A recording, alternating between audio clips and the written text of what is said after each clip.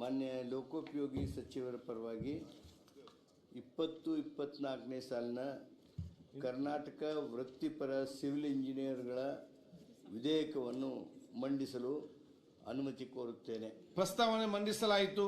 ಈಗ ಪ್ರಸ್ತಾವನೆಯನ್ನು ಸಭೆ ಮತಕ್ಕೆ ಹಾಕುತ್ತೇನೆ. ಪ್ರಸ್ತಾವನೆ ಹೀಗಿದೆ: 2024 ಸಾಲಿನ ಕರ್ನಾಟಕ ವೃತ್ತಿಪರ ಸಿವಿಲ್ ಇಂಜಿನಿಯರ್ಗಳ ವಿಧೇಯಕವನ್ನು ಮಂಡಿಸಲು ಸಭೆಯ ಅನುಮತಿ ನೀಡಬೇಕು. ಪ್ರಸ್ತಾವದ ಪರವಾಗಿರುವವರು ಹೌದು ಎಂದು ಸೂಚಿಸಬೇಕು.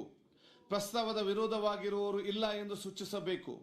ಪ್ರಸ್ತಾವವು ಹೌದು ಅನ್ನೋ ಪರವಾಗಿದೆ ಎಂದು ಭಾವಿಸುತ್ತೇನೆ.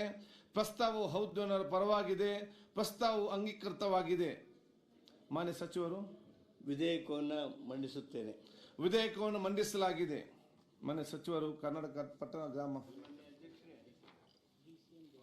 ಅಧ್ಯಕ್ಷರೇ, 2024ನೇ ಸಾಲಿನ ಕರ್ನಾಟಕ ಪಟ್ಟಣ ಮತ್ತು ಗ್ರಾಮಾಂತರ ಯೋಜನೆ ತಿದ್ದುಪಡಿ ವಿಧೇಯಕ ಮಂಡಿಸಲು ಅನುಮತಿ ಕೋರುತ್ತೇನೆ.